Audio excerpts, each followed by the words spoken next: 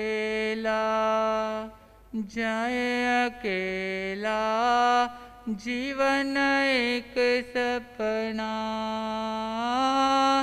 जीवन एक सपना।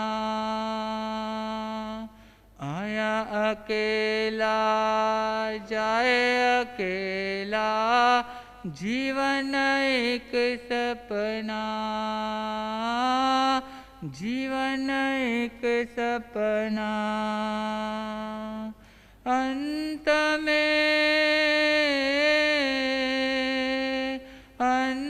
में पछताएगा तू, सोच ले रे अपना। आया अकेला जाए अकेला जीवन एक सपना, जीवन एक सपना। क्या लेना है क्या देना है, तेरा न कोई यहाँ, तेरा न कोई यहाँ। क्यों पसरता है यहाँ पर, जाना है तुझको कहाँ, जाना है तुझको कहाँ। जोगी वाला,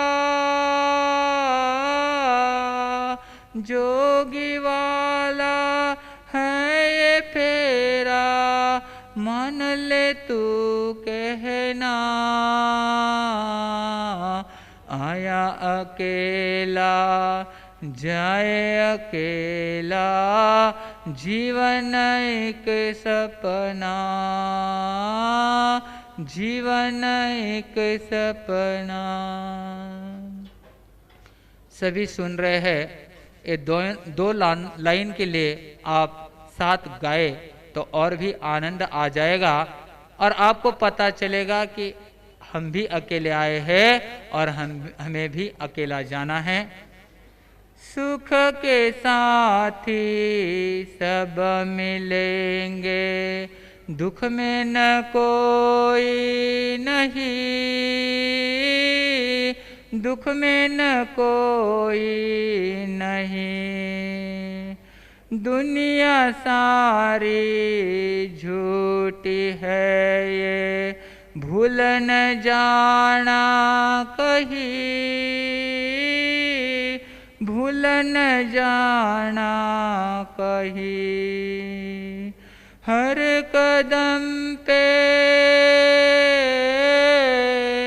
हर कदम पे लूट रहा है, सोच कर चलना। आया अकेला जीवन एक सपना, जीवन एक सपना। अंत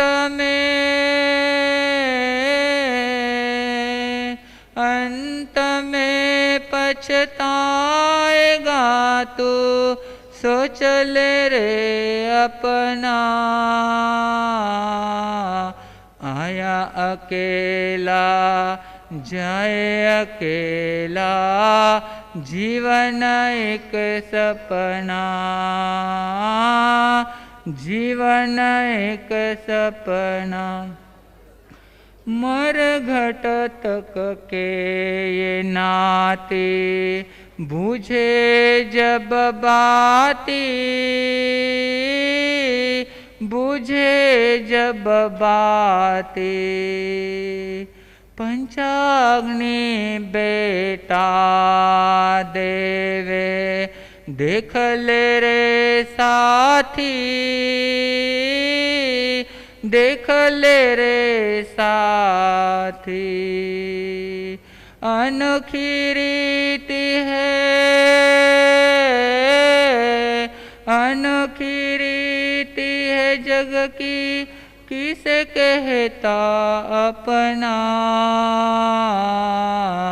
आया अकेला जाए अकेला। नाश्तो नहीं हे सगळा रो करनो है नाश्तो। आया अकेला जाए अकेला,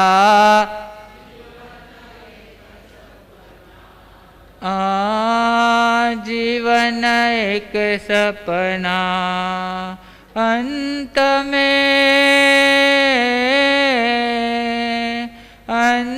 में पछताएगा तो सोच ले रे अपना, आया अकेला जाए अकेला, जीवन एक सपना,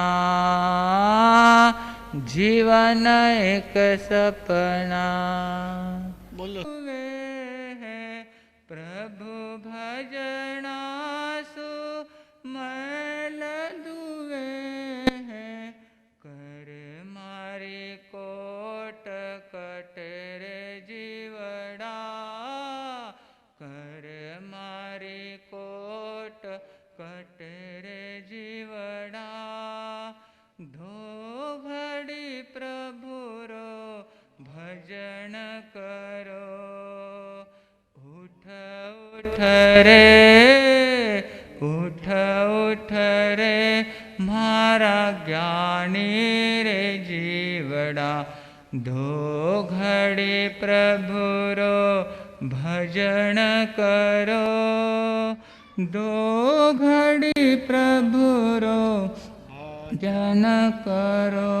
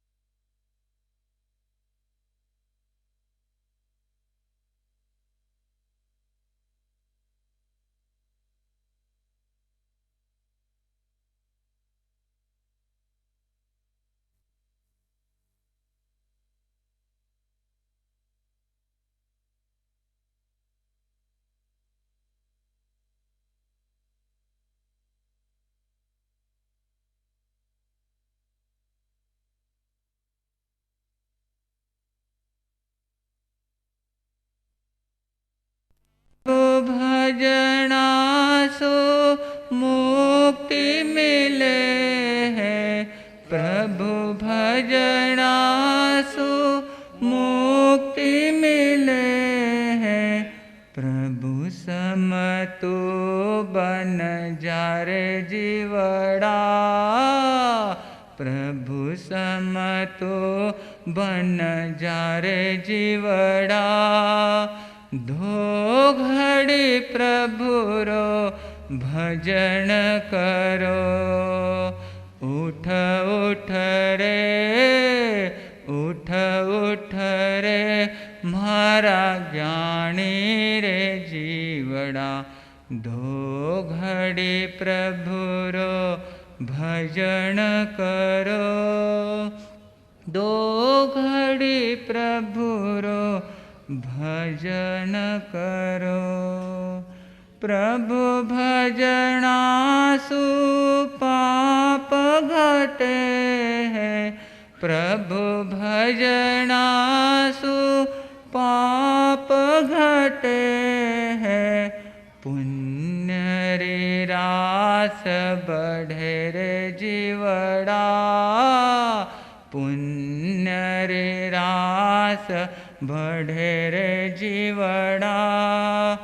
दो घड़ी प्रभु रो भजन करो, उठ उठ रे, उठ उठ रे मारा ज्ञानी रे जीवड़ा। दो घड़ी प्रभु रो भजन करो, दो प्रभुरो भजन करो। बोले भगवान महावीर स्वामी की, आचार्य भगवंत की।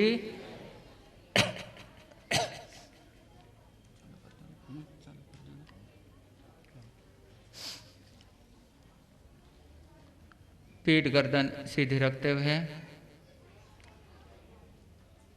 पौन घंटा आधा घंटा तक जो भी सुनेंगे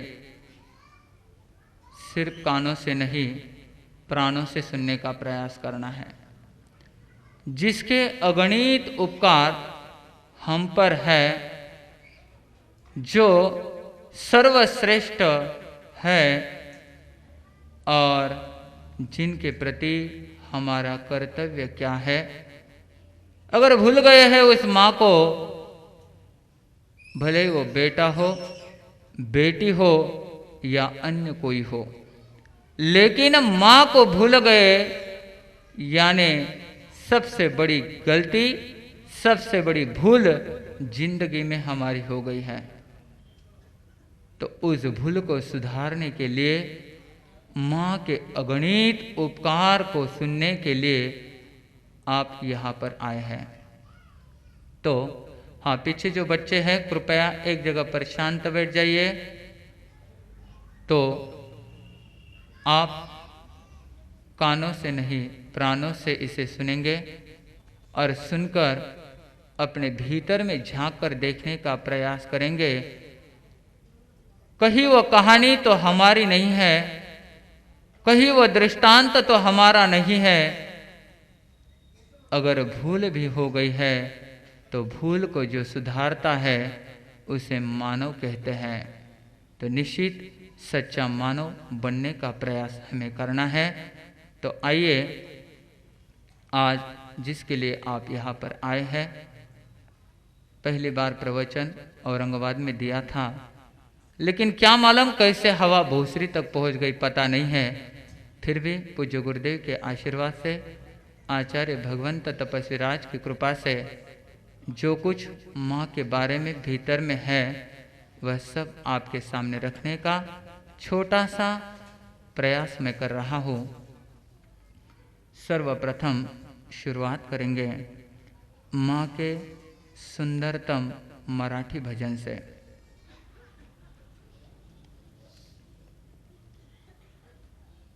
तुझा कुशीत जन्म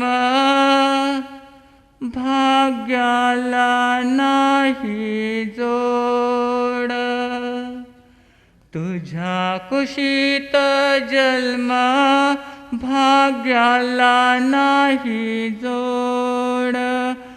आई ग आई तुझी माया पेढ्याहून गोड, आई ग आई तुझी माया पेढ्याहून गोड। तुझ्या कुशीत जन्म भाग्याला नाही जोड, आई ग आई तुझी माया पेढ्याहून गोड, आई ग आई तुझी माया पेढ्याहून गोड। 9 महिन्यापर्यंत माझे ओझे तू वाहिले, माझ्यासाठी कितीतरी दुःख तू पाहिले। 9 महिन्यापर्यंत माझे ओझे तू वाहिले, माझ्यासाठी कितीतरी दुःख तू पाहिले। जगामध्ये नाही तुझी ग ओढाओढ, आई ग आई तुझी माया पेढ्याहून गोड, आई ग आई तुझी माया पेढ्याहून गोड।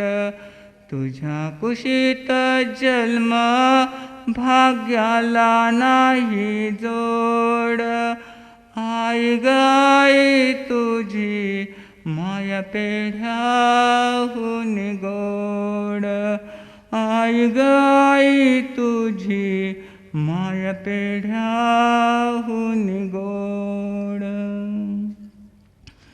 किती साचवावे मनी क्षण ते सुखाचे, शिकावे शब्द आई तुझिया मुखाचे. किती साचवावे मनी क्षण ते सुखाचे, शिकावे शब्द आई तुझिया मुखाचे.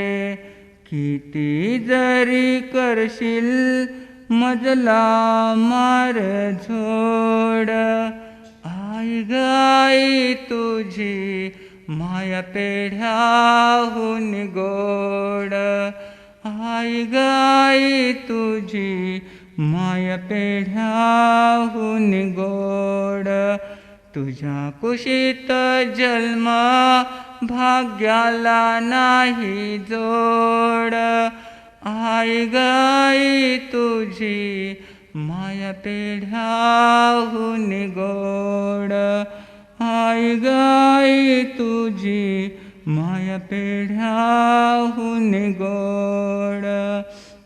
गुरु आनंदच्या चरणी द्या जीवनाला मोड, गुरु आनंदच्या चरणी द्या जीवनाला मोड. आई गाई तुझी माया पेढ्याहून गोड, मात पितांच्या चरणी द्या जीवनाला मोड, मात पितांच्या चरणी द्या जीवनाला मोड. आई गाई तुझी माया पेढ्याहून गोड, आई गाई तुझी माया पेढ्याहून गोड.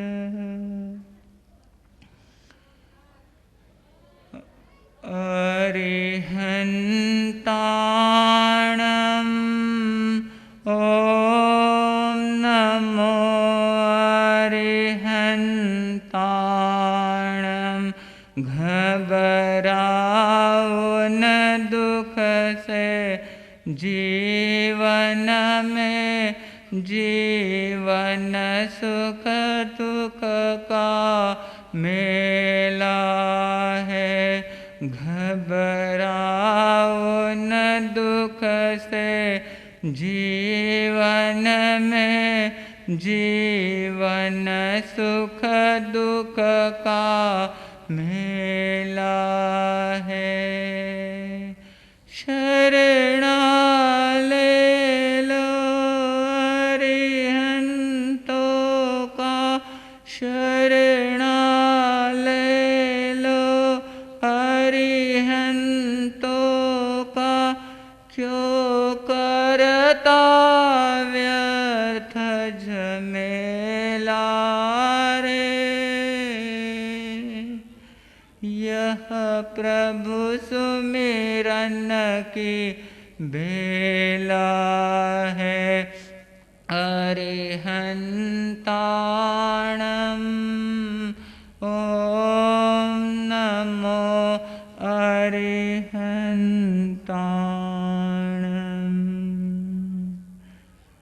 मात पिता प्रभु गुरु चरणों में प्रणवत बारंबार.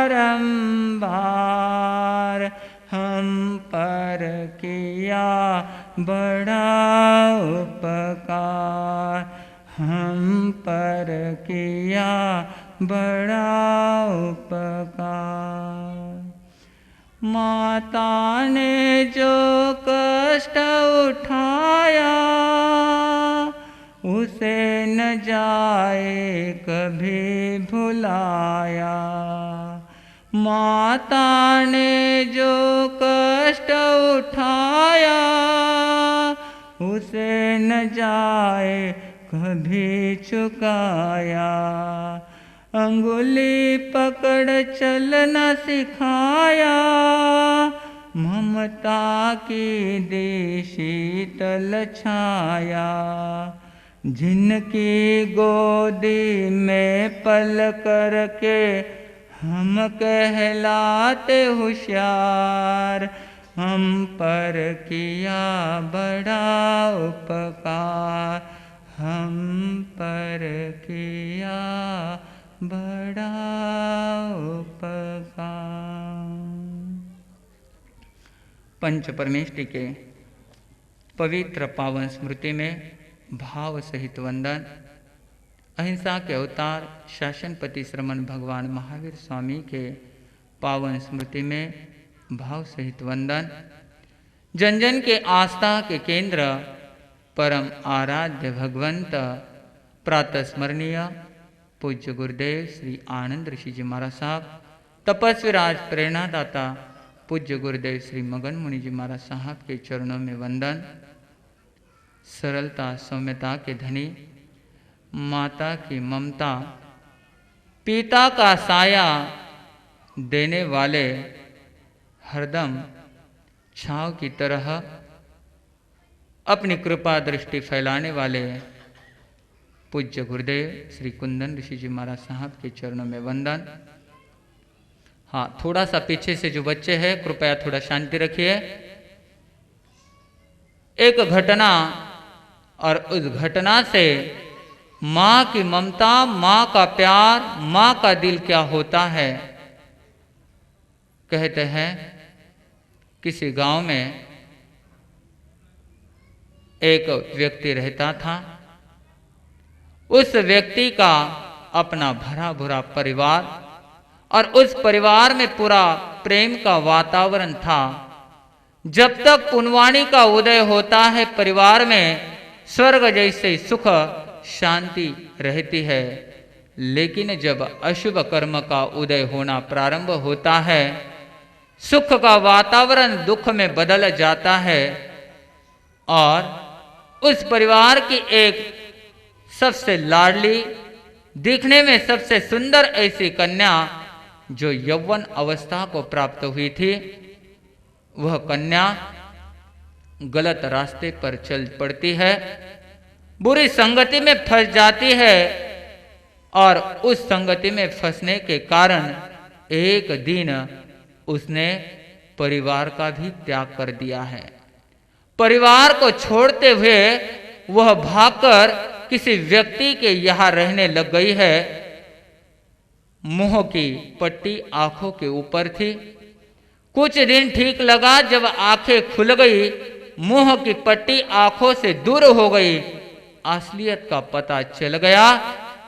स्वयं को कोसने लग गई और कोसते कोसते इतना पश्चाताप करने लग गई कि हे भगवान, मैंने जिंदगी में अगर कहीं गलती की है तो सबसे बड़ी गलती ये मेरी हुई कि जिन माता पिताओं ने मुझे जन्म दिया, जिन्होंने मुझे अच्छी तरह से पाला पोसा, 20-20 साल तक जिन्होंने सुख दुख की परवाह न करते हुए मेरे सुख के खातिर उन्होंने दुख को सहन किया, उन माता पिता को छोड़कर मैं कहां पर आकर पड़ गई हूं, ऐसा विचार वो कर रही है।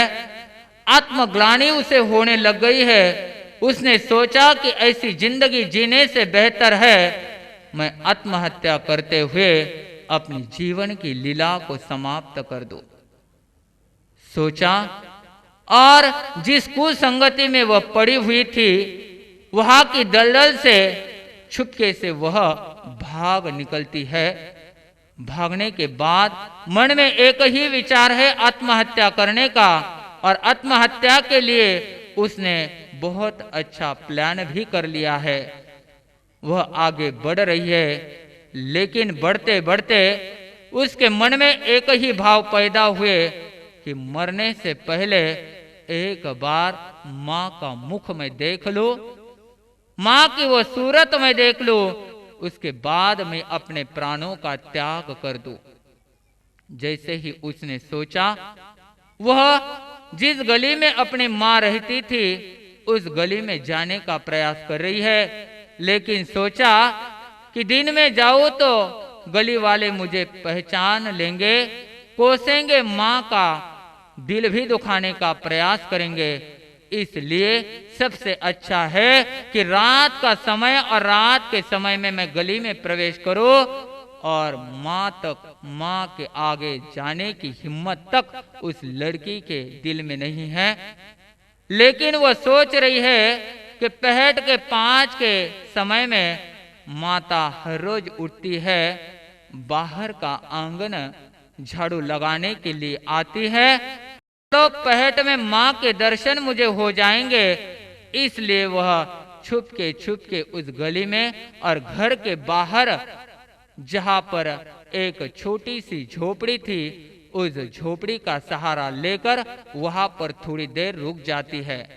रुकने के बाद जब उसने देखा कि सामने ही माँ का घर है, रात के 1 बजे है, लेकिन जैसे ही घर की तरफ अपनी नजर उठाई है, देख लिया घर के दोनों ही दरवाजे खुले थे। मन में संदेह पैदा हुआ कि कहीं माँ को बीमार तो नहीं है, कहीं चोर लुटेरे आकर चोरी के बहाने घर में तो घुस नहीं रहे हैं। जैसे ही मन में विचार चल रहे हैं, वह दौड़ती हुई घर की तरफ बढ़ रही है। माँ को मिलने का दिल में नहीं था, सिर्फ माँ की सूरत देखने का दिल में था, लेकिन परिस्थिति देखकर वह घर की तरफ आगे बढ़ रही है, दौड़ती दौड़ती जा रही है और दरवाजे में से ही माँ को आवाज लगा रही है, माँ, ओ मेरी प्यारी माँ। जैसे ही आवाज भीतर में बैठी हुई माँ ने सुन लिए, वह छोटा सा दीपक लेकर बाहर आती है और कहती है, बेटी, मुझे पता था तू एक ना एक दिन जरूर आएगी, और जब से तू गई है तब से इस घर के दरवाजे अभी तक बंद नहीं हुए हैं। एक एक क्षण, एक एक पल, खाते पीते, उठते बैठते मुझे पूरा विश्वास था कि मेरी बेटी वापस जरूर आएगी। जैसे ही उस बेटी ने ये शब्द अपने माँ के मुखारविंद से सुन लिए, वह बेटी अपने आप को रोक नहीं पाई, माँ के चरणों में जाकर गिर पड़ी है और रोने लग गई है। माँ के आंखों से भी वो आंसू आ गए, आंसू बहने प्रारंभ हो गए और माँ ने उसे समझाया, बेटी, जिंदगी में कोई भूल करे, बेटी हो बेटा हो, कोई भी भूल करे, दुनिया अगर उसे ठुकराए तो माँ कभी उसे ठुकरा नहीं सकती है। माँ के हृदय में कुपुत और सुपुत दोनों के लिए स्थान है, दोनों के लिए जगह है। ऐसा कहते हुए जब वो माँ रो रही थी, बेटी चरणों में गिर गिर कर अपने किए हुए पापों का प्रायश्चित माँ के पास मांग रही थी। माँ ने कहा, बेटी तू घबरा मत, मैं हरदम हर पल तेरे साथ हूँ, जो हो गया सो हो गया, लेकिन अब भविष्य में तुझे अवश्य सुधारने का प्रयास करना है और आत्मदय से आत्महत्या जैसे विचार मन में कभी भी नहीं लाना है। बंदो, ये तो एक छोटी सा दृष्टांत, छोटी सी कथा है। माँ का दिल और उस दिल का बयान शब्दों में क्या, लेखनी द्वारा भी व्यक्त नहीं किया जा सकता। जगत में अगर कोई पावन तीर्थ है और उन पावन तीर्थ में अगर किसका पहले नंबर लगता है तो वह माँ का लगता है, क्योंकि 3 परम दैवत माने गए हैं, माता, पिता और गुरु। सबसे पहला नंबर आता है माता का, और कहते हैं माँ शब्द सुनने में इतना मीठा, इतना मधुर लगता है। कहते हैं कि विश्व की किसी भी डिक्शनरी में इतना सुंदर शब्द नहीं होगा जितना सुंदर शब्द मां का उच्चारण करने से हमें लगता है। बंधुओं, मां का उच्चारण अगर हम करें तो मां का उच्चारण करने के लिए जिह्वा की जरूरत नहीं मिलती है, जिह्वा की जरूरत नहीं पड़ती है, क्योंकि मां का शब्द जिह्वा से नहीं तो भीतर से यानी नाभि से निकलना प्रारंभ होता है। यानी बच्चा जब गर्भ में आता है, उस गर्भ में आने के बाद में एक एक अवस्था उसकी बढ़ती जाती है, तो मां की नाल बेटे के नाभि तक पहुंच जाती है और वो नाभि का केंद्र यानी साधना का केंद्र, नाभि का केंद्र यानी ऊर्जा का केंद्र, और वह मां अपने भीतर की ममता साथ ही साथ अपने भीतर के सब ऊर्जा उस बेटे में उस नाल के द्वारा परिवर्तित करती है। बंधुओं, दूसरा मां का व्यक्ति के साथ में जुड़ना यानी हृदय का जुड़ना है। मां जैसी ममता शायद ही दुनिया में कहा आपने आपको देखने को मिल जाएगी। पिता के लिए कठोर शब्द यूज किया जाता है, लेकिन मां के लिए ममता का शब्द यूज किया जाता है। तो ऐसी ममता का सागर अगर कोई है तो वह है मां। और मां का संबंध व्यक्ति के साथ में दूसरी बार जुड़ता है जब बच्चे का जन्म होता है, और जन्म होने के बाद में माता उस पुत्र को सबसे पहले अपने छाती को लगाती है, गले को लगाती है। अपने छाती के अमृत दुग्ध का पान कराते हुए बेटे की शक्ति की प्रार्थना भगवान से वो माता करती है। माता यानी ममता का सागर, माता यानी सहिष्णुता का वो आगार है, माता यानी प्रेम का समुंदर है, जो समुंदर कभी खाली नहीं होता है।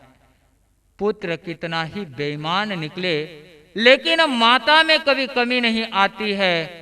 पुत्र कितना भी धोखा दे, लेकिन माता कभी भी उससे अपना प्यार कम नहीं करती है। तो ऐसी माता की महिमा, और इस महिमा के लिए कहा गया है कि दुनिया भर में जितने भी पंथ है, जितने भी संप्रदाय है, सब अपनी मां के चरणों में आकर ही झुकते हैं, और मां से ही जीवन की यात्रा प्रारंभ होती है। आज आप यहाँ पर विश्व को देख रहे हैं, किसके कारण देख रहे हैं?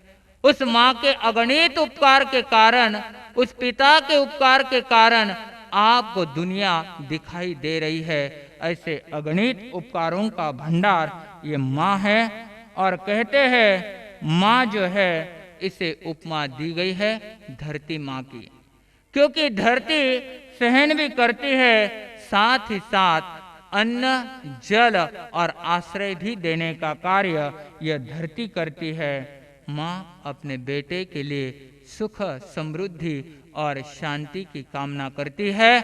मां अपने पुत्र के लिए प्यार का वर्षाव करती है। मां के चरणों में जो कोई झुक जाता है, मान लो उसने दुनिया की सारे सुख को हासिल कर लिया है, मान लो उसने दुनिया के सारे सुकून को प्राप्त कर लिया है।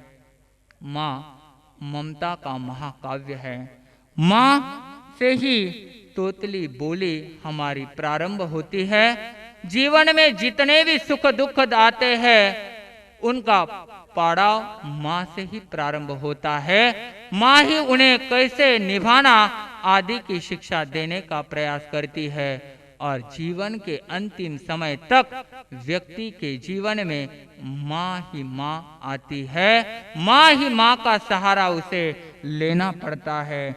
इसलिए कहा गया है ब्रह्मा, विष्णु और महेश, तीन की उपमा और तीन का समावेश अगर आपको कहीं देखना है तो आइए मां के चरणों में झुक जाइए।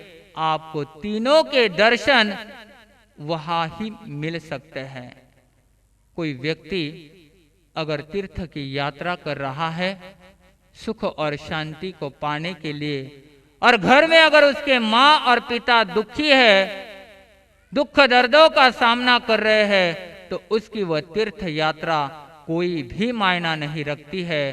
तो तीर्थ यात्रा करने की अपेक्षा हमारे घर में जो माँ है, पिता है, जो देवता से भी बढ़कर है, उनकी सेवा करने से, तीर्थ यात्रा करने से जितना पुण्य मिलता है, उससे अनंत गुना अधिक पुण्य माता पिता की सेवा करने से मिलता है।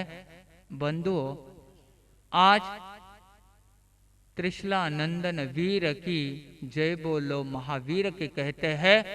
पहले नाम किसका आ गया? त्रिशला माता का, जिस माँ ने अपने उस लाडले को यानी वर्धमान को सुसंस्कार दिए, बचपन से ही ऐसी शिक्षा दी, जाकर ही वो महावीर बन सके हैं। माँ हुलसा नंदन वीर की जय बोलो आनंद की। सबसे पहले सर्वप्रथम माँ का ही नाम लिया जाता है, क्योंकि माँ के अगणित उपकार हम पर है। बंधु, विचार कीजिए, कोई व्यक्ति एक 10 किलो का पत्थर अपने सर के ऊपर लेकर पहाड़ी चढ़ रहा है, लेकिन थोड़ी दूर पर जाकर वह थक जाता है, उस पत्थर को फेंक देता है।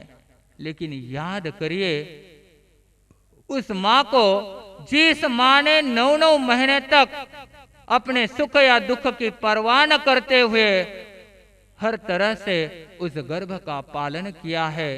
कितना भी भारी वजन था, लेकिन माँ ने उसे अच्छी तरह से संभाला है, और संभालते हुए अपने दुख की परवाह न करते हुए हर तरह से उस गर्भ का पालन माँ ने किया है। बंधुओं, माँ के अगणित उपकार, माँ ने हमारे लिए क्या नहीं किया है। उस माँ ने जब पुत्र जन्मा तो रात को मीठी नींद का भी त्याग कर दिया। एकमात्र मेरा पुत्र रो रहा है, उसका दुख पहले मुझे दूर करना है, बाद में मेरी ओर मैं देखूंगी। बंधुओं, जिसने स्वयं की प्यास को त्याग दिया, बच्चे की प्यास बुझाई, जिसने स्वयं खाना पीना छोड़ दिया लेकिन बच्चे का पेट भरने का कार्य किया, ऐसे अगणित उपकार जिस माँ के है, उस माँ को जिंदगी में कभी भूलना नहीं चाहिए। कहते हैं जीवन की प्रथम शाला प्रारंभ होती है माँ से, क्योंकि 100 शिक्षकों का काम एकमात्र माँ करती है। माँ अपने पुत्र के लिए क्या क्या करती है, अगर कहने जाए तो घंटों भी बोल दिया जाए तो भी माँ की महिमा संपने वाली नहीं है, पूर्ण होने वाली नहीं है। इतनी महामहिम माँ की महिमा है। माँ अपने आप में एक अनोखा व्रत है। कोई व्यक्ति संवत्सरी के दिनों में अगर मांस खमन कर ले, कोई व्यक्ति शिवरात्रि आदि कर ले, कोई व्यक्ति दीपावली का तेला भी कर ले, लेकिन जो व्यक्ति माता और पिता के दुख को दूर करने का प्रयास करता है, उस व्यक्ति का व्रत इन सभी व्रतों से महान माना गया है। तो बंधुओं, विचार कीजिए कितने उपकार उन माता पिताओं के हम पर है, और उनके उपकारों के लिए हम क्या करते हैं, इसका थोड़ा विचार अवश्य कर ले। क्योंकि कहा गया है सभी देवी देवताओं का अलग अलग मंदिर है, लेकिन माँ का अपना एक ही मंदिर है, और जिस मंदिर में ब्रह्मा, विष्णु और महेश, इन तीनों की प्रतिमा प्रतिष्ठित की जाती है, जिसकी वाणी में सत्यता है, सत्यमता का गुण है, जिसकी आंखों में शिवम है, और साथ ही जात जिसके हाथों में सुंदरम है, ऐसी वह माँ है। ब्रह्मा सृष्टि का निर्माण करने का कार्य करता है, उसी प्रकार माँ अपने बच्चे के निर्माण में अपना जीवन ढो देती है। इसलिए माँ को सर्जन यानी ब्रह्मा कहा गया है। हमारा पालन पोषण जो करता है उसे विष्णु कहा गया है। तो माँ बचपन से लेकर यौवन अवस्था तक बच्चे का पालन पोषण अच्छी तरह से करती है, उसके लिए अपने जीवन की अनमोल घड़ियां व्यतीत करती है। इसलिए वह विष्णु भी माँ है और माँ अपने बच्चे का उद्धार करती है। सुसंस्कार देकर जीवन में उसकी कीर्ति कैसे फैले, उसका नाम कैसे रोशन हो, इसलिए माँ दिन रात मेहनत करती है। इसलिए उस माँ को महादेव कहा गया है। जिसके जीवन में माँ है उसका जीवन परिपूर्ण है। जिसके जीवन से माँ नहीं, माँ शब्द निकल जाता है, जिसके जीवन में माँ नहीं होती है उसका जीवन अधूरा ही अधूरा होता है। एक सुंदर घटना कहते हैं, एक अच्छा खासा भरा परिवार और उस परिवार में पिता, माता और पुत्र तीनों ही व्यक्ति रहते हैं और उस परिवार में बड़ा प्रेम का वातावरण, और वो वातावरण इतना सुंदर, ऐसा वातावरण, और अचानक उस वातावरण में ऐसा प्रसंग आ जाता है कि उस वातावरण के में दुख की घड़ियां आना प्रारंभ हो गई। अचानक पिताजी की तबीयत ठीक न रहने के कारण दर्द उठ गया और छाती में इतना भयंकर दर्द उठा कि बेटा डॉक्टर को बुलाने तक उस पिता की देहावसान हो जाता है। पिता की मृत्यु हो गई। घर पर एकदम दुख का वातावरण छा गया। पुत्र छोटा ही था, माँ अकेली पड़ गई। अब क्या किया जाए? माँ ने स्वयं को संभालते हुए याद किया कि अब मुझे क्या करना है, क्योंकि पिता की अंतिम इच्छा थी कि मेरा बेटा डॉक्टर बने। अब माता ने सोचा कि पिता की अंतिम इच्छा, उस पुत्र के पिता की अंतिम इच्छा पूर्ण करना मेरा फर्ज है। अब वो माता दिन रात मेहनत कर रही है। परिवार बहुत गरीब था, अर्थ बहुत कम था, इसलिए रात दिन मेहनत करते करते कहीं पर बर्तन साफ कर रही है, कहीं पर जाकर जो भी काम हाथ में आ गया वह काम करने के लिए माता तैयार है। एकमात्र सपना था मेरा बेटा डॉक्टर बने, मेरे पति की अंतिम इच्छा पूर्ण हो जाए। माता दिन रात मेहनत कर रही है अपने सपने को साकार करने के लिए। वह अपने तन की भी परवाह नहीं कर रही है और बढ़ते बढ़ते उसकी स्कूल हो गई। स्कूल होने के बाद जब कॉलेज की पढ़ाई आ गई, और कॉलेज की पढ़ाई यानी खर्चीली पढ़ाई, बहुत अर्थ राशि की जरूरत पड़ी। अब क्या किया जाए? माँ ने सोचा कि मेरे पास पति ने पहनाया हुआ मंगलसूत्र, ये मंगलसूत्र बहनों के लिए इतना पवित्र माना जाता है कि अगर मंगलसूत्र टूट गया, इधर उधर गुम हो गया, तो बहने के चेहरे देखने जैसे हो जाते हैं। यानी इतना अस्थिरता आ जाती है, इतना दुख उन्हें हो जाता है। लेकिन माँ ने सोचा कि बेटे का भविष्य अगर सुंदरतम बन जाए तो मुझे इसकी भी परवाह नहीं करनी चाहिए। और उस माँ ने वो पवित्र ऐसा मंगलसूत्र जो पति की लाश की निशानी थी, उसे भी बाजार में जाकर तोड़ दिया है। तोड़ने के बाद जो भी राशि आई, कुछ दिन तक उसका कॉलेज चलता रहा। उसके बाद जब डॉक्टर के लिए नंबर लग गया और डोनेशन भरने की नौबत आ गई, तो माँ ने सोचा अब क्या किया जाए। रात दिन मेहनत कर रही है एकमात्र बेटे के उज्जवल भविष्य के लिए, लेकिन मेहनत और मेहनत से कमाए हुए धन भी कम पड़ रहा है। माँ ने सोचा एक तो गंठन मैंने तोड़ दिया है, मंगलसूत्र मैंने तोड़ दिया है, अब क्या किया जाए। माँ के सामने एक ही पर्याय था। जिस घर में वह माँ रह रही थी, उस घर को बेचने के सिवा माँ के सामने कोई भी रास्ता नहीं था। माँ सोच रही थी जिस पतिदेव की स्मृतियां इस घर में है, उस लाश की निशानी को मैं कैसे समाप्त करूं। लेकिन कहते हैं कैची जैसी अवस्था उस माता की बन गई थी। एक तो पति के दिए हुए वचन को निभाना और दूसरा पति की स्मृतियों को खो देना, दोनों बातें उसके सामने आ गई। अब फैसला क्या करना? दिन रात सोच रही है, लेकिन सोचते सोचते उसने अपने छाती के ऊपर इतना बड़ा पत्थर रख दिया और उस घर को भी उस माँ ने बेच दिया है, एकमात्र अपने बेटे के सुंदरतम भविष्य के लिए। जैसे ही बेच दिया, बेटा कह रहा है कि माँ तू मेरे लिए कितना कर रही है, तेरे दुख मुझे दिखा अच्छी तरह से मुझे अच्छा नहीं लग रहा है। हे माँ अब बास कर, ये इतने कष्ट मुझसे देखे नहीं जा रहे हैं। माँ मेरी पढ़ाई नहीं हुई तो भी चलेगा, लेकिन तेरे दुख मुझसे दिखाई नहीं दे रहे हैं, देखे नहीं जा रहे हैं।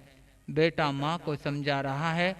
माँ कहती है बेटा मेरा जीवन में एक ही सपना शेष बचा है, बाकी तो सपने मेरे चकनाचूर हो गए हैं, और उस सपने को अगर तू चकनाचूर करेगा तो तेरी ये माँ जिंदा रहकर भी मरे जैसे अवस्था में रहेगी। इसलिए मेरा एक ही कहना तू मान, तू किसी की परवाह न करते हुए एकमात्र लक्ष्य रख कि तुझे अपने पिता की अंतिम इच्छा को पूर्ण करना है। बेटे ने सोचा ठीक है, माँ की इच्छा मुझे पूर्ण करनी है। मन में बहुत दुख हो रहा है, लेकिन बेटे ने माँ को समझाया और एक दूसरे को समझाते हुए बेटा वहां से शहर निकल गया है।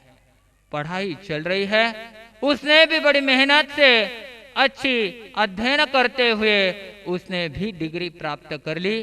डिग्री प्राप्त करने के बाद वह प्रैक्टिस करने लग गया है। अब उसकी आयु भी बढ़ गई है और उसने देखा कि अब गांव में प्रैक्टिस चलने वाली नहीं है, इसलिए वह शहर में रहने लग गया। और जैसे ही शहर में रहने लग गया, उसका एक लड़की के साथ में प्रेम बन जाता है। बनने के बाद में वह लड़की को लेकर माँ के पास आता है और कहता है माँ मैं इसे अपनी बहू बनाना चाहता हूँ। माँ ने बेटे के लिए कितने कितने सपने संजोए थे कि मेरी बहू ऐसी होगी वैसी होगी, लेकिन शहर की फैशन वाली बहू देखकर माँ ने सोचा कि मेरे बेटे की पसंद है, मुझे अपनी बात को कहीं ना कहीं एडजस्ट करना चाहिए।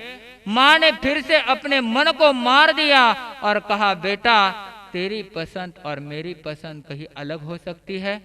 तूने जो भी निर्णय लिया है सोचकर समझकर और अच्छा ही निर्णय लिया होगा, इसलिए मेरी सहर्ष अनुमति है।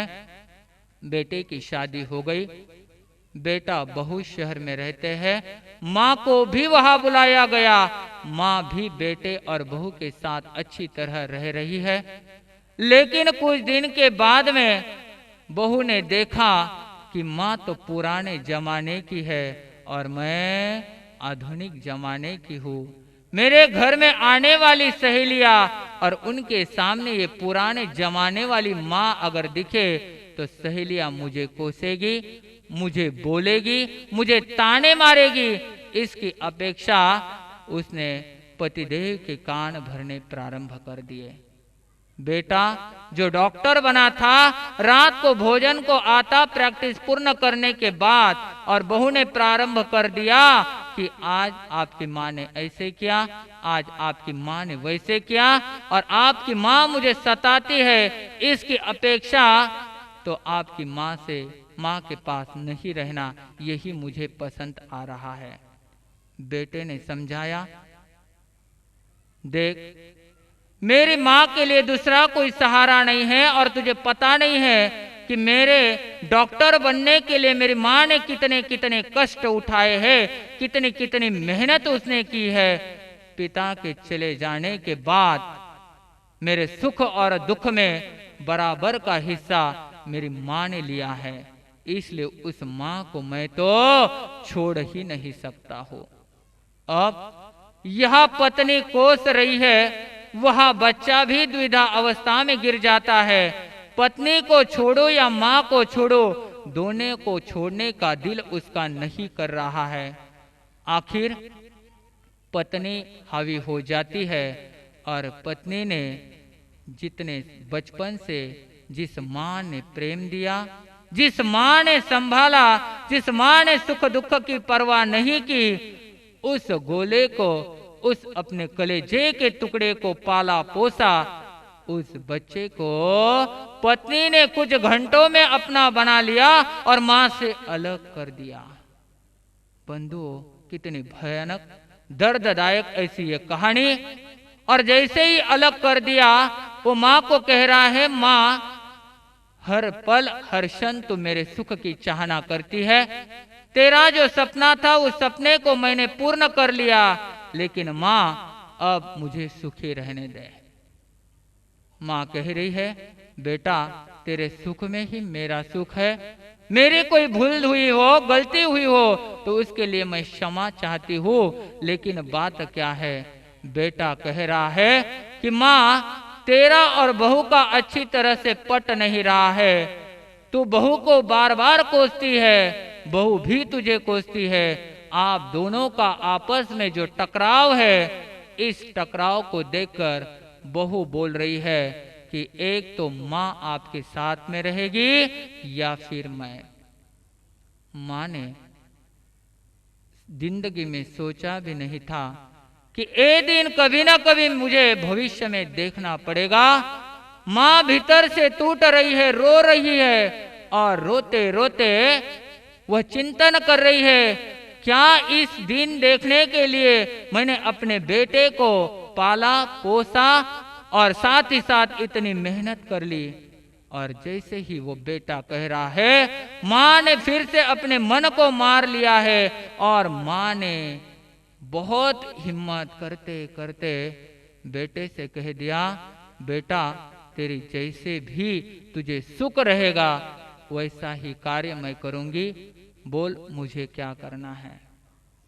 बेटे ने कहा, माँ ये जो बंगला है, इस बंगले में मैं और आपकी लाडली बहू रहेगी, लेकिन तुझे मैं अपने घर छोड़कर आ जाऊंगा।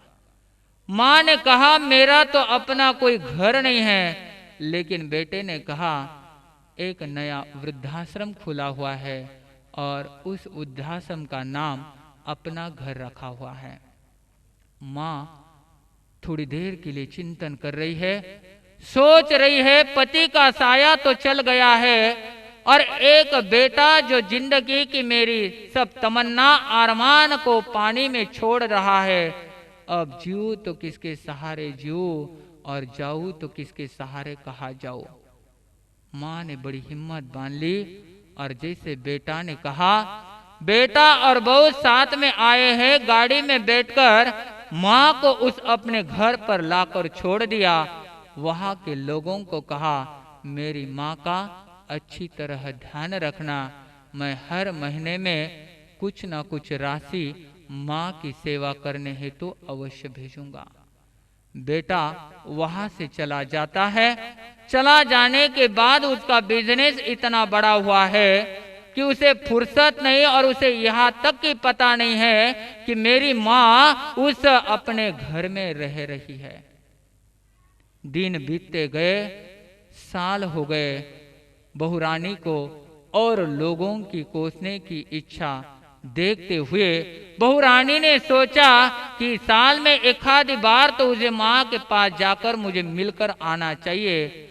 और समाज रहता है, समाज की देखा देखी कर कर वह बहन वहां पर जाकर पहुंच जाती है। पहुंचने के बाद माँ को कहती है, ठीक तो लग रहा है ना। माँ ने कहा, बेटी तू सुख में है, तेरे सुख में ही मेरा सुख समाया हुआ है। मेरे बेटे को कहीं पर भी किसी प्रकार का भी दुख तू मत दे। वहां से बहू घर पर आ गई। 1.5 साल बीत गया और यहाँ पर माता बुजुर्ग बूढ़ी हो गई और साथ ही साथ बीमार गिरने लग गई है। एक बार नहीं, 2 बार नहीं, 10-10 बार समाचार उस डॉक्टर बेटे को भेजे, लेकिन रिप्लाई आया, अभी सीजन चल रहा है, पेशेंट बहुत है, माँ वहाँ लगे तो एक डॉक्टर को भेज देता हूँ, लेकिन आने के लिए मेरे पास फुर्सत नहीं है। किधर की चाट पार्टी, कहीं की भीसी, कहीं का प्रोग्राम, किसी पिक्चर को जाना है तो उसका प्रोग्राम बनाने के लिए उस बेटे के पास समय है, लेकिन जिस माँ ने अपने कलेजे को टुकड़े को इतना पाला पोसा और इतना बड़ा किया, उस माँ के लिए बेटे के पास समय नहीं है। इससे भयानक और दर्ददायक बात क्या हो सकती है। आखिर वो माँ की अंतिम घड़िया समय नजदीक आ जाता है, इतनी बीमार हो जाती है और वहां के कार्यकर्ता जो उस वृद्धाश्रम को चला रहे हैं, संचालक ने फोन किया कि माँ आपको बार बार याद करती है और आप आने का नाम नहीं लेती है। माँ का अंतिम संदेश आप सुन लीजिए।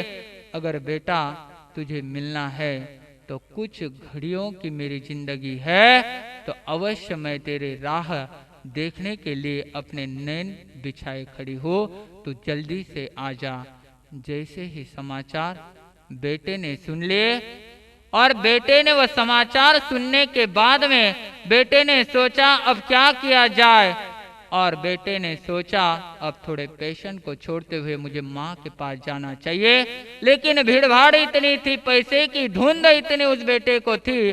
कुछ पेशेंट करने के बाद शाम को वो निकल जाता है अपने घर में, यानी उस वृद्धाश्रम में। जैसे ही निकल गया, पहुंच जाता है वृद्धाश्रम में और वह सामने देखता है कि यहाँ पर कुछ दुख का वातावरण निर्माण हुआ है। सब लोग एक रूम में इकट्ठा हुए हैं। धीरे धीरे पाँव आगे बढ़ा रहा है। जैसे ही पाँव आगे बढ़े, पूछा क्या बात है। किसी ने कुछ उत्तर नहीं दिया। आगे बढ़ गया और जैसे ही आगे बढ़ गया, सामने देखा एक सफेद कपड़े में, कफन में एक शरीर लिपटा हुआ था। और जैसे ही लिपटा हुआ शरीर देख लिया, सोचने लगा ये क्या हुआ, कौन है। जब पता चला कि माँ की मौत हो गई है, बहुत दुखी हो जाता है। लेकिन अब पछताए क्या, जब चिड़िया चुग गई खेत, समय हाथ से निकल गया था। पश्चाताप करने लग गया। सभी लोगों ने उससे मुंह फेर लिया, सभी उसे कोसने लग गए हैं, बोलने लग गए हैं। आज तक जिंदगी में हमने ऐसा बेटा कहीं पर नहीं देखा। उसे आत्मग्लानि होने लग जाती है। वो पूछता है संचालक से, अरे भाई, माँ ने मेरे लिए अंतिम समय में कुछ कहा है क्या। वह संचालक कहता है, आखिरी पल तक माँ इतना ही कहती थी, मेरा बेटा कब आएगा, मैं उसका चेहरा कब देखूंगी, मेरा प्यारा बेटा। और मेरे लिए इतनी उसने मेहनत की, आपके लिए हर पल हर क्षण अच्छी ही बातें माँ के मुख से हमने सुनी है। और जाते जाते माँ ने 2 लिफाफे जरूर दिए हैं। उसने सोचा कौन से लिफाफे, क्या संदेश वो माँ मुझे जाते जाते दे रही है। इसलिए उसने वो लिफाफे खोल दिए।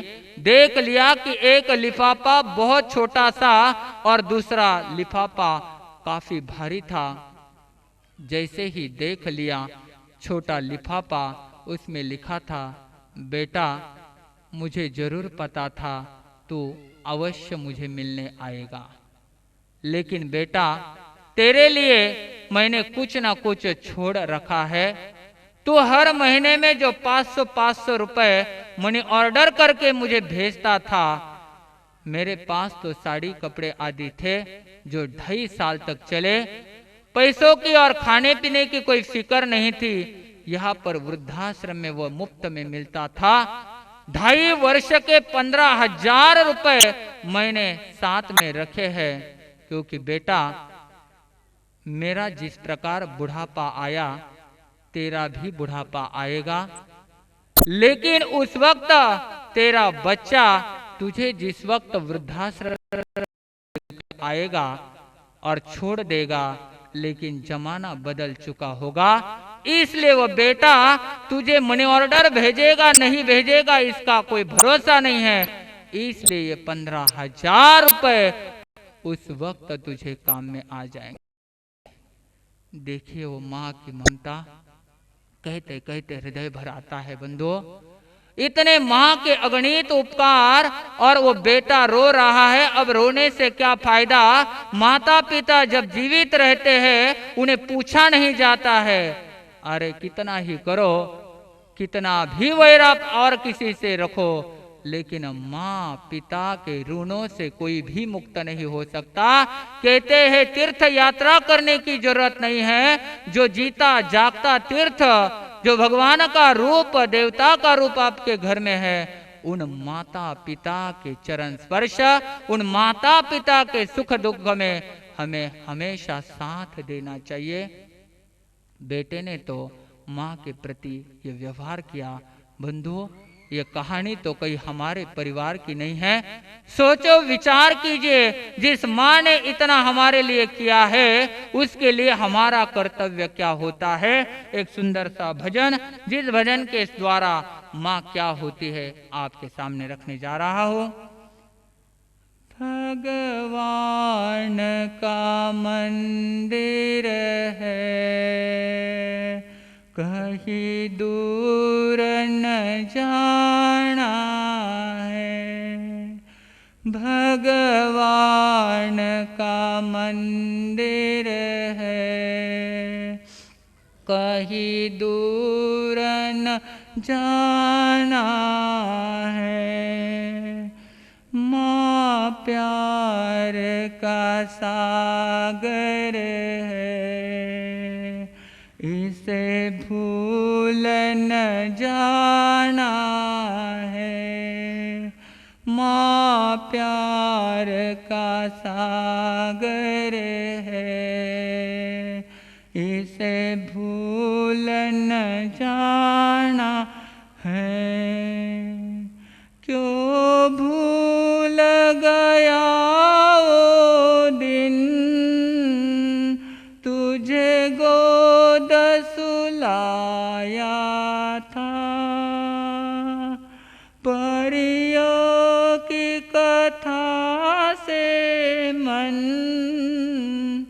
तेरा बहराया था। उस माँ की ममता का तुझे मोल चुकाना है। उस माँ की ममता का तुझे मोल चुकाना है। भगवान का मंदिर है, कहीं दूर न जाना है। माँ प्यार का सागर है, इसे भूल न जाना है। आँखों में तेरे आंसू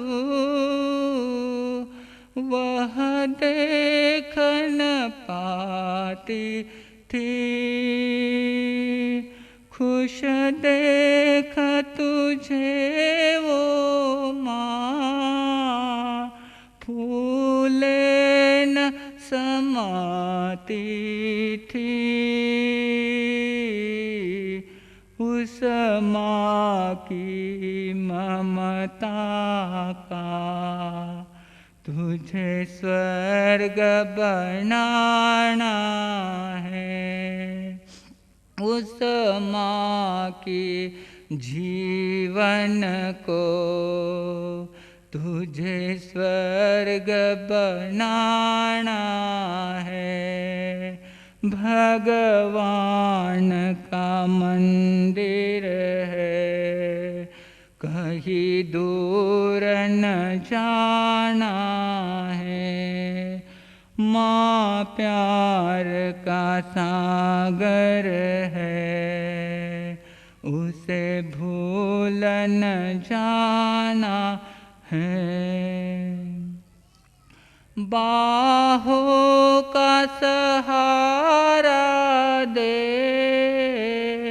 हर गम से बचाया था।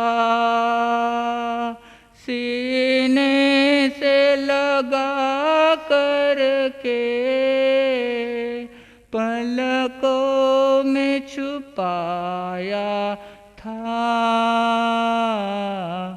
मत भूल कभी माँ के दिल को न दुखाना है। मत भूल कभी माँ के दिल को न दुखाना है। भगवान का मंदिर है, कहीं भूल न आना है। एक बात पते की है, सदियों से चली आई। चाहे पूत कपूत भी हो, माँ में न कमी आई। आके कभी न चल के उसे धीर बंधाना है। आँखें न कभी चल के उसे धीर बंधाना है। भगवान का मंदिर है, कहीं दूर न जाना है। अंतिम 4 लाइन सबको साथ में कहनी है। अब आओ सभी मिल के महिमा माँ की गाए। अब आओ सभी महिमा माँ की गाए। यह पावन तीर्थ है, जन्नत भी शर्माए। यह पावन तीर्थ है, जन्नत भी शर्माए। नित माँ के चरणों में निम शीश झुकाना है। नित माँ के चरणों में निम शीश झुकाना है। भगवान का मंदिर ये, कहीं दूर न जाना है। माँ प्यार का सागर है, इसे भूल न जाना है। आज बहुओं से इतना ही कहूँगा, आज बहुओं से इतना ही कहूँगा, वे अपने पतिदेव को श्रवण बाल बनाने के लिए प्रेरित करते रहे। वो श्रवण कुमार जिसने माता पिता की इतनी सेवा की, जगत में नाम किया, आज आप एक घर को छोड़कर आए हैं, दूसरा भी अपना ही घर समझ लीजिए, क्योंकि कुल वधू उसे कहा जाता है जो अपने ससुर और सासू के साथ में जिस प्रकार पियर में माता पिता के साथ में स्नेह और प्यार किया था, उसी प्रकार स्नेह और प्यार अगर यह ससुर और सासू के साथ में करेंगे तो निश्चित कोई बहनें सच में कुलवधू कहने के लायक बन सकती है। बंधुओं, आज का जमाना कितने भी कष्ट आ जाए, कितनी भी नौबत आ जाए, एक बार नहीं 1000 बार पत्नी को समझाना पड़े, लेकिन जिंदगी में ऐसा कार्य नहीं करना जिस कार्य के द्वारा माँ के दिल को ठेस पहुंचे, जिस कार्य के द्वारा माँ भीतर से रोए। यह निश्चित आप ध्यान रखना, क्योंकि आज का जमाना बहुत विचित्र जमाना आ रहा है। अरे आप जैसा बर्ताव अपने माता पिता के सामने करेंगे, साथ में करेंगे, वैसा ही बर्ताव आज अपने बेटे भी भविष्य में आपके साथ करने वाले हैं। आज आपने उन्हें वृद्धाश्रम पहुंचाया तो समय काफी दूर नहीं रहने वाला जब आपका बुढ़ापा आ जाएगा, शायद उसके पहले ही आपको वहां पर जाना पड़ेगा। इसलिए बंधुओं ध्यान दीजिए, बहनों शांति पूर्वक सुनिए। माँ पिता के इतने उपकार, हमारे शरीर की चमड़ी उतार कर उसके जूते भी बनाए जाए तो भी माता पिता के अगणित अनंत उपकारों से, उन ऋणों से हम मुक्त नहीं हो सकते हैं। माता पिता के ऋणों से अगर मुक्त होना तो पहला कर्तव्य समझिए, सवेरे उठे उठे माता पिता के चरणों में जाकर अवश्य झुक जाइए, अवश्य उन्हें प्रणाम करें, क्योंकि सवेरे सवेरे वो आशीर्वाद आपको मिल जाएगा। वो मंगल कामना माता और पिता की आपको मिल जाए तो आपका दिन बहुत अच्छी तरह से जाएगा। साथ ही साथ माता अपने बेटे के सर के ऊपर हाथ रखती है और उस हाथ में इतनी जादू है, इतने वाइब्रेशन है कि वह कौन सी भी माँ हो अपने बेटे के लिए गलत आशीर्वाद कभी भी नहीं देती है।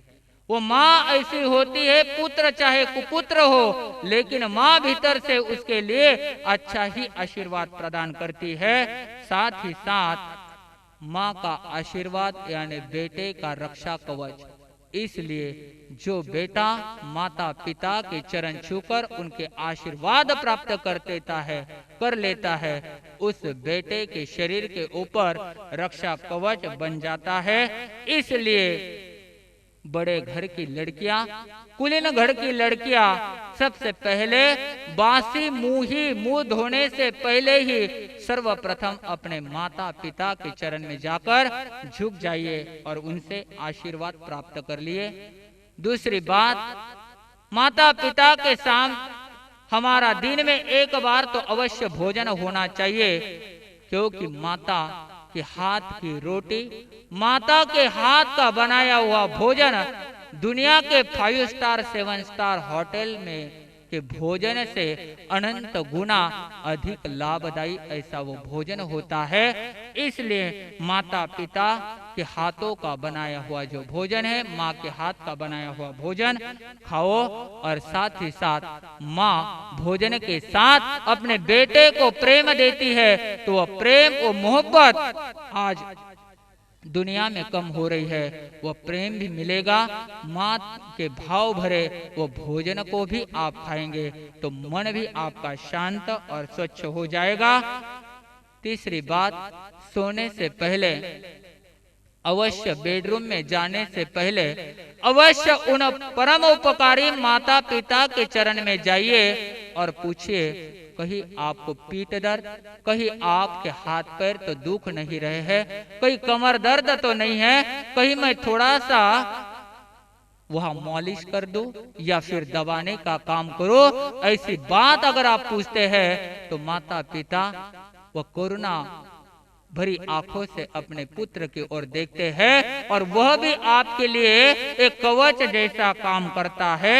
इसलिए सबसे महत्वपूर्ण है माता पिता के सवेरे आशीर्वाद और रात को सोने से पहले भी माता पिता की सुंदर ऐसी दुआएं हम ले तो हमारा जीवन पवित्र हो सकता है। और जो व्यक्ति अपने माता पिता को सुबह उनकी इच्छा है कि धर्म स्थान में जाना है तो उन्हें गाड़ी में लाकर, अगर बुजुर्ग है तो यहाँ पर लाकर छोड़ता है, तो निश्चित वह माँ के कर्ज से, माँ के ऋण से उरीन होने का सही मार्ग में वह कार्य कर रहा है। ध्यान दीजिए, मुझे समय नहीं है कि रिक्शा 10 रुपये थने जाऊन तो तू जा, नहीं बंधुओं, 2-2 लाख उन माता पिता की सेवा करने का लाभ, साथ ही साथ यहाँ पर आने के बाद संत दर्शन का लाभ भी आपको हासिल हो सकता है।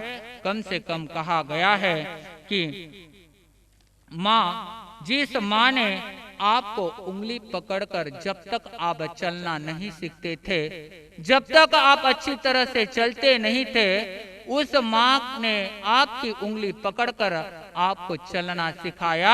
कम से कम उतने साल तक तो आप अपनी माँ की उंगली पकड़ते हुए धर्म स्थानक में लाकर छोड़ने का प्रयास करें। तो हमारा यह मानव जन्म लेना और माता पिता के जो कर्तव्य है, आज से एक ही मन में ठान लेना, अगर बेटा माँ के साथ बात नहीं कर रहा है, नाराज है माँ से, तो आज चले जाइए सर्वप्रथम उस माँ के चरणों में और अपने अगणित अपराधों को छोड़ते हुए क्षमा याचना कर लीजिए। क्योंकि सही मायने में यह प्रवचन सुनना सिर्फ सुनना मात्र न रह जाए, वो भीतर में उतर जाए और जिंदगी में कैसा भी प्रसंग क्यों ना आए, लेकिन हम माता पिता को नाराज नहीं करेंगे।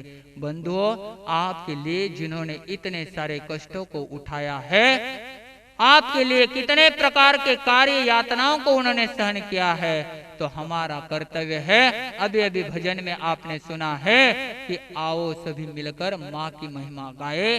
सिर्फ मुंह से महिमा गाकर फिर उन्हें वृद्धाश्रम छोड़ने का कार्य मत करना, मुंह से महिमा गाए, अंतरंग में इन बातों को संजय रखते हुए हृदय से माँ के साथ प्रेम करे। प्रेम देने से प्रेम मिलेगा। बंधुओं, माँ के आशीर्वाद में इतनी ताकत है, दुनिया की कोई भी चीज की तुलना माँ के आशीर्वाद के साथ नहीं की जा सकती है। इसलिए माँ पिता के आशीर्वाद अवश्य प्राप्त करने का प्रयास कीजिए।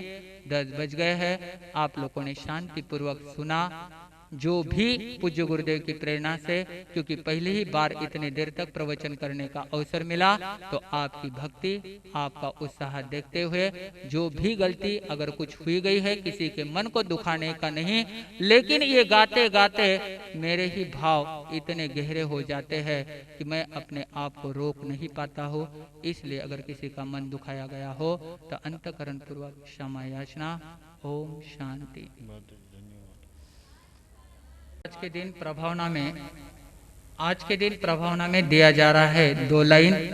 हर पल हर क्षण आप गुनगुनाते रहना। ओ माँ,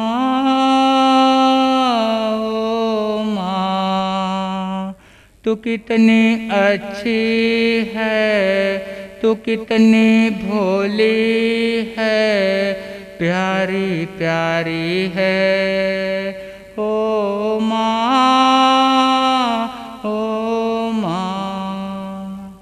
दिन में एक बार तो अवश्य ये नाद, ये आवाज आपको लगानी है। ओम शांति।